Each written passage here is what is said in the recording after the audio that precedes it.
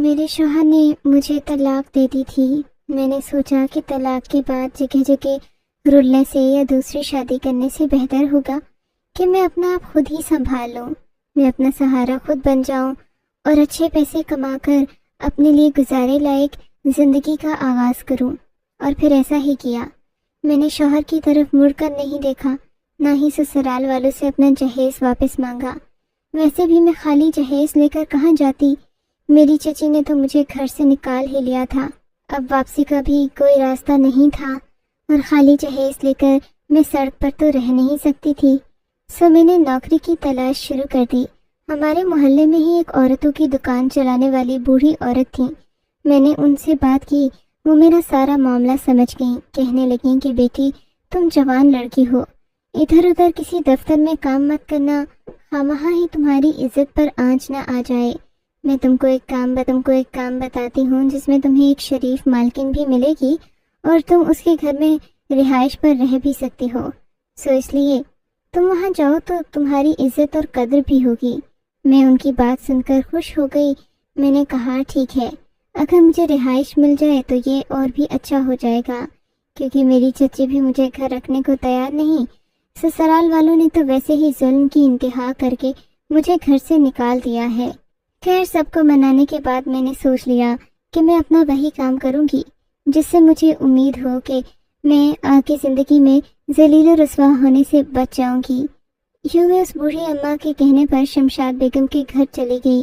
شمشاد بیگم کے گھر کے باہر ایک بڑی سی پلیٹ لگی ہوئی تھی جس پر شمشاد ہاؤس لکھا تھا۔ اس سے مجھے اندازہ ہوا کہ اس گھر کی مالکن کافی خود پسند ہے اور امیر بھی ہے۔ اس کے عمارات کی کہانی تو صاف نظر آ رہی تھی۔ خیر میں نے سوچ لیا کہ اب میں اسی گھر میں کام کروں گی، مالکن کا دل جیتوں گی تاکہ اسے مجھ سے کوئی شکایت نہ ہو۔ میں مالکن سے ملنے سے بہت گھبرا بھی رہی تھی۔ اس سے پہلے میں نے گھر کا کوئی کام کبھی کیا نہیں تھا۔ میں نے جیسے ہی شمشاد ہاؤس میں قدم رکھا، میرا استقبال ایک چوکیدار نے کیا جو کہ ہٹا کٹا اور سفید رنگ کے یونیفارم میں تھا۔ پہلی بار سفید رنگ کے یونیفارم میں نے کسی چوکیدار کو دیکھا تھا۔ خیر وہ مجھے اندر لے گیا۔ شمشاد بیگم ایک خوبصورت عورت تھی، پر نہ جانے کیوں اس نے خود کو مکمل ڈھانپ رکھا تھا، اور یہ دیکھ کر میں حیران بھی ہوئی تھی۔ حالانکہ وہ اپنے ہی گھر میں موجود تھی، پر اس نے پردہ کر رکھا تھا۔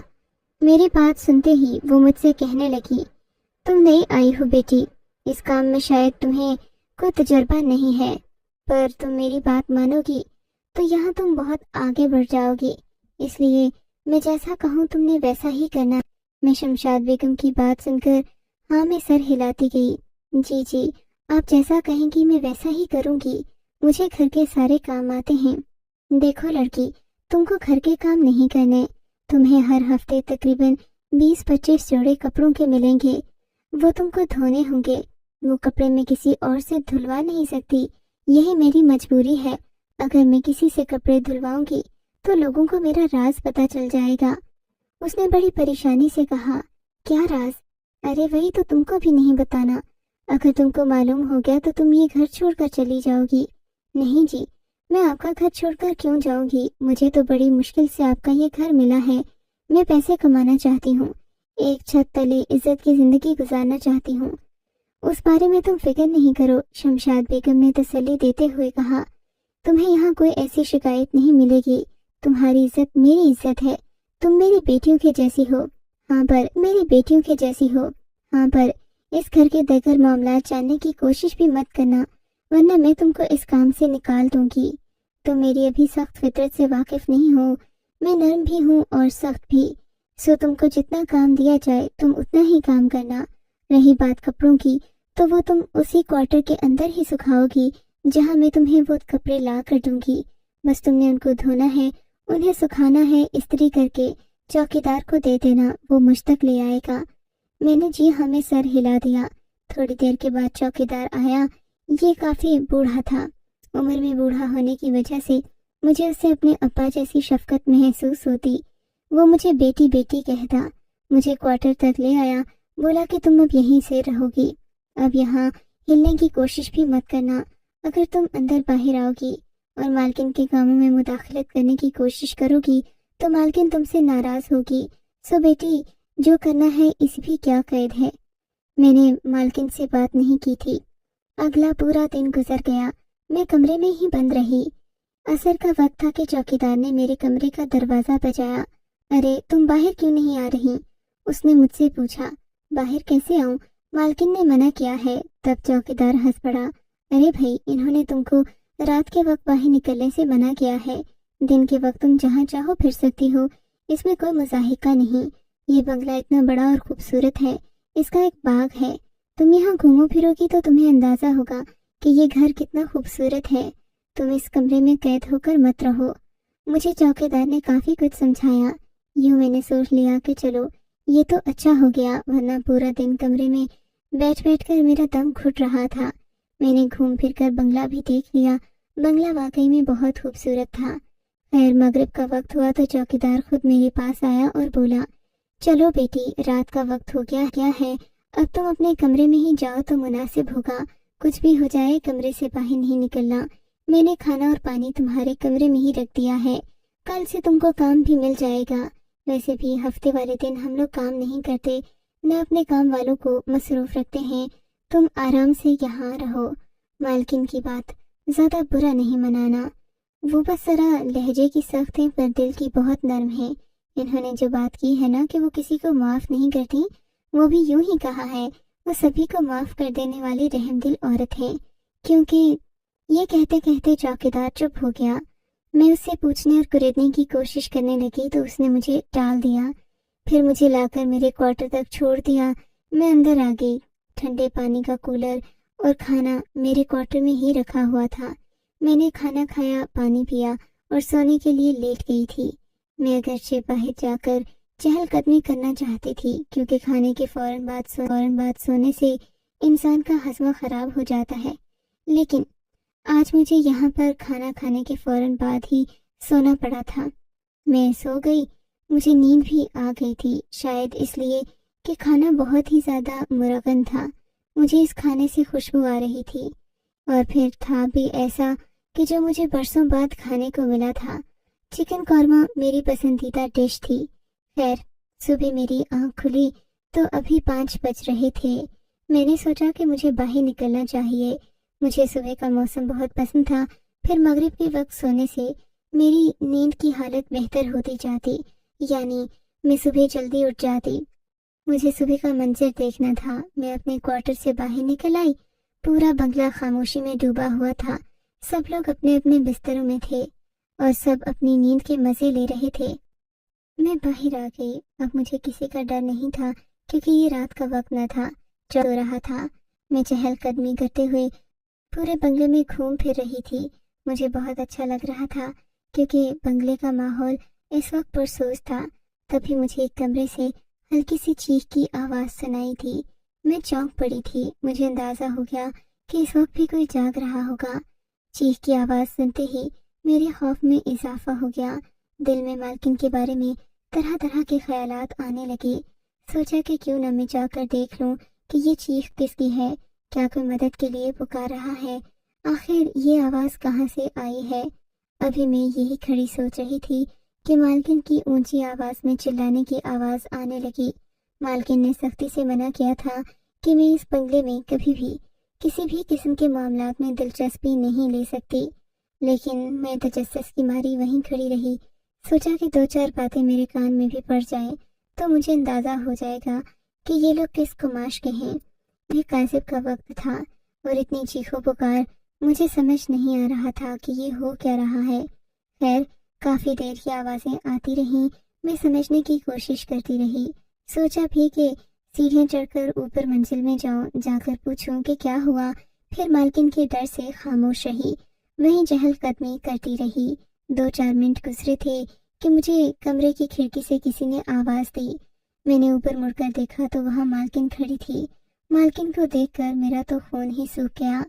वो मुझे ही बुला रही थी। मैं सख्त घबरा गई। मालकिन, मैंने बस यही कहा और उनके कमरे की तरफ चलने लगी। मुझे यकीन था कि वो कुछ न कुछ जरूर कहेंगी। उनको ये बात बुरी भी लगी होगी कि मैं क्यों यहाँ पर आई हूँ। मैंने दरवाज़ा खोला, अंदर मालकिन के कमरे में गई तो देखा उनके चेहरे के तेवर ठीक नहीं लग रहे थे। وہ بڑی سی کرسی پر بیٹھی برا جمان تھیں، میرے آنے کا انتظار کر رہی تھیں برا جمان تھیں میرے آنے کا انتظار کر رہی تھیں۔ آتے ہی انہوں نے مجھ سے پہلا سوال کیا، تم کب اٹھی تھیں؟ جی 5 بجے، میں نے جھجکتے ہوئے جواب دیا۔ باہر کب آئیں؟ میں نے سوچا کہ اگر مالکن نے مجھے پہلے یہاں دیکھا ہوتا تو ضرور پہلے ہی مجھے اندر بلا لیتی۔ میں نے کہا، جی مالکن، میں ابھی باہر آئی تھی، میرا چہل قدمی کرنے کا دل کر رہا تھا، اور شکور بھائی نے تو کہا تھا کہ مجھے صرف رات کے وقت گھر سے باہر نہیں نکلنا، باقی میں چہل قدمی کر سکتی ہوں۔ میں نے وضاحت دی تو مالکن غصے سے بولی، میں نے تم سے یہ نہیں پوچھا کہ شکور بھائی نے کیا کہا، میں یہ پوچھ رہی ہوں کہ کیا کوئی بنگلے سے اندر جھانکتے ہوئے یا تم نے کسی کو اندر آتے دیکھا ہے؟ نہیں مالکن، میں نے نام میں سر ہلا دیا، میں نے تو یہاں کسی کو نہیں دیکھا۔ اور شکور کیا کر رہا تھا؟ مالکن نے مشکوک لہجے میں پوچھا۔ جی میں نے ان کو نہیں دیکھا، میں بس چہل قدمی کر لگائے، میں نے پورا چکر کاٹا، مجھے بڑا اچھا لگا جی۔ میری بات پر مالکن نے مجھے شاباش دی اور کہا، آئندہ روز ہی صبح سویرے اٹھ جایا کرنا، اگر کوئی غیر معمولی حرکت دیکھو تو مجھے اس کے بارے میں اطلاع ضرور کرنا۔ باقی آج تم کو کپڑے مل جائیں گے، تم آج سے انہیں دھونا شروع کر دو، روز کے 10 جوڑے دھو کر مجھے استری کر دینا، بس یہی تمہارا کام ہے۔ باقی کاموں کے لیے میں نے لوگ رکھے ہوئے ہیں، پر یہ کپڑے ایسے ہیں جن کو میں مشین میں بھی نہیں دھو سکتی، یہ ہاتھ سے دھونے والے ہیں۔ اس کے بدلے میں تمہیں معقول تنخواہ بھی دوں گی، کھانا پینا اور رہائش بھی، بس تم مجھے دھوکہ مت دینا، مجھ سے جھوٹ مت بولنا، ورنہ تم اس رقم سے بھی جاؤ گی اور رہائش سے بھی۔ مجھے جھوٹ بولنے والے لوگ سخت ناپسند ہیں۔ میں نے مالکن کی ہاں میں ہاں ملائی اور وہاں سے باہر آ گئی۔ میرا دل بری طرح دھڑک رہا تھا۔ میں نے سوچ لیا تھا کہ میں کسی بھی قیمت پر مداخلت تو نہیں کروں گی، ہاں پر یہ جاننے کی ضرورت تو نہیں کروں گی، ہاں پر یہ جاننے کی ضرور کوشش کروں گی کہ الکین مالکن کا ایسا بھی کیا راز ہے، کیونکہ یہ جاننا اس لیے بھی ضروری تھا کہ مجھے اپنی عزت عزیز تھی۔ خدا نخواستہ مالکن اگر کسی غلط کام میں ملوث تھی تو مجھے اس کی مزاحمت کرنی تھی، اور اگر ایسا تھا تو مجھے یہ گھر چھوڑ کر بھی جانا تھا۔ خیر میں نے سوچ لیا تھا کہ اگلے دن شور ہوتے ہی میں بھی اپنے کمرے سے نکل آؤں گی۔ مغرب کا وقت تھا، شام ہو چکی تھی، اندھیرا پھیل گیا تھا، جبکہ لان میں بہت ساری عورتیں بھی بیٹھی ہوئی تھیں جو شاید کہ مالکن سے ملنے آئی تھیں۔ مجھے چوکیدار نے فوراً اندر جانے کا کہا، مگر پھر چونک کر بولا، بات سنو، تمہیں مالکن بلا رہی ہیں، وہ اپنے کمرے میں ہوں گی، تم اس طرف سے جاؤ اور جا کر ان کی بات سن لو۔ چوکیدار کے کہنے پر میں بھاگی مالکن کے کمرے میں گئی۔ دیکھا تو ان کے ہاتھ میں ایک کالے رنگ کا ڈبہ تھا۔ وہ مجھے تھماتے ہوئے بولی، یہ لے جاؤ، اس کو سنبھال کر رکھنا، اب یہی استعمال کرنا۔ جی یہ کیا ہے؟ میں نے سوال کیا تو یہ بولی، یہ مردانہ کپڑے ہیں اور آئندہ کے بعد تم اس گھر میں یہی کپڑے پہنو گی، میں تمہیں زنانہ لباس میں نہ دیکھوں۔ جی میں مردانہ کپڑے پہنوں؟ مگر وہ کیوں؟ میں نے سوال کیا۔ مالکن نے غصہ کر کے کہا، یہ تمہیں پوچھنے کا حق نہیں ہے، میں نے تم پر کوئی ظلم نہیں کیا، بس کہا ہے کہ آج سے تم مردانہ کپڑے پہنو گی، اس میں کوئی حیران ہونے والی بات نہیں ہے، یہ مردانہ کپڑے تمہاری پہچان ہیں، اگر تم نے زنانہ کپڑے پہنے تو ٹھیک بات نہیں ہوگی۔ مالکن کی بات سن کر میں ایک بار پھر پریشان ہو گئی تھی۔ یا اللہ، اب مردانہ کپڑے پہننے کا کیا تک بنتا ہے؟ یہی سوچ کر مجھے پریشانی ہو رہی تھی۔ میں نے بھی مالکن سے مزید کوئی بات نہیں کی، وہ مردانہ کپڑے لے کر اپنے کمرے میں چلی گئی۔ کمرے میں جا کر میں نے انہیں پہنا، وہ بالکل میرے ناپ کے بنوائے گئے تھے، ایسا لگ رہا تھا مردانہ کپڑے سلوائے ہوں۔ مجھے یہ سب پہننے کا دل نہیں کر رہا تھا، پھر سوچا کہ صبح اٹھ کر پہن لوں گی، ابھی تو میں انہی کپڑوں میں ٹھیک ہوں۔ پر تھوڑی دیر بعد چوکیدار نے دوبارہ دروازے پر دستک دی۔ میں نے دروازہ کھولا، اس نے مجھے سر سے پاؤں تک دیکھا اور بولا، تم ابھی بھی لڑکے والے کپڑوں میں گھوم پھر رہی ہو، میں نے تمہیں کہا تھا، مالکن نے کہا تھا کہ تم مردانہ کپڑے پہنو، تم کسی کی بات کو دھیان کیوں نہیں دیتی؟ چوکیدار کے کہنے پر میں ڈر گئی، مجھے لگا کہ اب تو مردانہ کپڑے پہننا بہت ضروری ہے۔ یوں میں نے فوراً کپڑے تبدیل کر لیے، کپڑے واقعی میرے ہی ناپ پر بنائے گئے تھے۔ میں نے کپڑے پہن لیے، پر میں یہی سوچ رہی تھی کہ آخر مجھے یہ سب کیوں پہنایا جا رہا ہے؟ مجھ سے صبر نہ ہوا۔ میں نے جیسے ہی دروازہ کھولا، چوکیدار بھاگتا ہوا میرے پاس آیا۔ دیکھ لڑکی، تجھے مردانہ کپڑے اسی لیے پہنائے ہیں کہ میں تمہیں باقیوں سے الگ دیکھ سکوں، تم کو پہچان سکوں کہ تم کون ہو۔ کل کو اگر تم یہاں سے نکلو گی بھی تو اپنے مردانہ کپڑوں کی وجہ سے پہچان لی جاؤ گی۔ اور ہاں، ایسا کرو، اپنے سب زنانہ کپڑے نکال کر مجھے دے دو، آئندہ سے تم مردانہ کپڑے پہنو گی۔ میں اس کی بات سن کر اور پریشان ہو گئی۔ شکور بھائی، ایسا تو نہ کہو، وہ کپڑے میرے اماں ابا کی نشانی ہیں، میں سارے کپڑے تمہیں ہی دے دوں تو خود کیا پہنو گی؟ آئندہ سے تم صرف مردانہ کپڑے پہنو گی، کہا نا؟ شکور بھائی نے غصے سے مجھ پر تقریباً چلاتے ہوئے کہا تو میرا دل خراب ہونے لگا۔ جی شکور بھائی، آپ کی بات صحیح ہے، میں آئندہ مردانہ کپڑے ہی پہنوں گی، میں نے بے بسی سے کہا۔ بہت اچھی بات ہے، تم بات جلدی سمجھ جاتی ہو، بس تمہیں پتہ نہیں اچانک کیا ہو جاتا ہے۔ میں خاموش ہو گئی، جانتی تھی کہ یہاں اتنی آسانی سے یہ راز نہیں معلوم ہوگا۔ میں نے اگلے دن کپڑے دھوتے ہوئے ایک زنانہ جوڑا اپنے پاس رکھ لیا اور سوچا کہ شام ہوتے ہی یہی پہن کر باہر نکلوں گی۔ جانتی تھی کہ چوکیدار کے پاس مجھے روکنے کے لیے صرف مردانہ کپڑوں ہی کی پہچان بچی ہے۔ مالکن اب مجھے کپڑے گن کر نہیں دیتی تھی، کپڑوں کے جوڑوں میں کبھی ایک قمیض فالتو ہوتی تو کبھی دوپٹہ۔ میں نے ایک جوڑا ایسے ہی پورا کر لیا، اگرچہ یہ کپڑے بھی کافی مردانہ قسم کے تھے پر رنگ برنگے تھے، ظاہر ہے یہ خواتین ہی کے تھے۔ اگلے دن میں نے وہی چھپایا ہوا کپڑا پہنا اور باہر نکل گئی۔ میں نے شلوار قمیض پہن رکھی تھی، خود کو دوپٹے سے ڈھانپ بھی رکھا تھا، تبھی چوکیدار مجھے پہچان نہیں پایا۔ یہ مغرب سے بعد کا وقت تھا، تقریباً عشاء کے بعد کا ہوگا۔ جب میں باہر نکلی تو مجھے بہت سارے خواجہ سرا نظر آئے جو کہ مالکن کے کمرے کی طرف جا رہے تھے۔ مالکن کے کمرے کی طرف اتنے سارے خواجہ سرا بڑھ رہے تھے کہ مجھے اور زیادہ دلچسپی ہو گئی، میں بھی ان کے ساتھ لائن میں لگ گئی۔ کمرے میں داخل ہوئی تو روپ تھا۔